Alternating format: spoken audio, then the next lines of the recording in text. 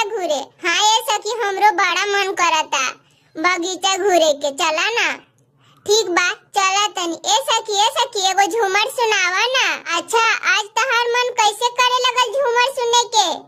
अरे सखी कभी कभी हो जाला, एगो सुनावा ता। ठीक बा सुनावा तनी। पता सासू के चोरी छिपी सामा सामा गवनी हो ना नदिया छिनारी जा